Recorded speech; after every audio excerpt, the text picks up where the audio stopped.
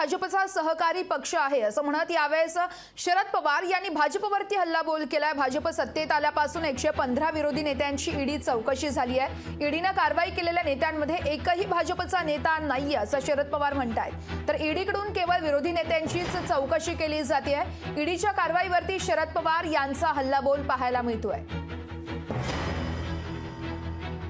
तर शरद पवार यांनी तपास यंत्रणांवरील कारवाईवरती यावेळेस भाष्य केलं आहे।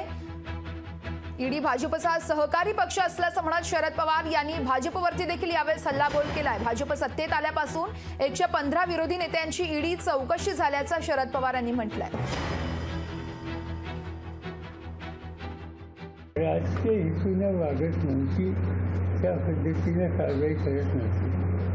आज राजकीय सुराखोरची कारवाई केल्या जातात आणि ईडी हा भाजपचा एक सहकारी पक्ष बनलेला आहे। ईडी कोणावर येणार आहे, कधी कारवाई करणार आहे हे भाजपच्या नेत्यांना माहीत असतं, त्यासाठी धमक्या देतात। कोणत्या नेत्यावर कारवाई करायची याच्या आधी भाजप कार्यालयातून निघतात का अशी शंका यावी असे महत्त्वाच्या ठिकाणी आहे।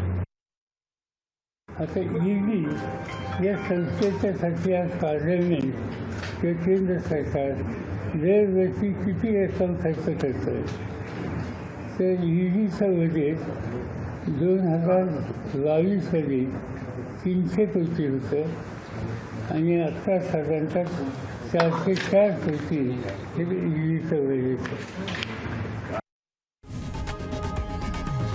लोकशाही मराठी ऐका, पहा, जागरूक रहा।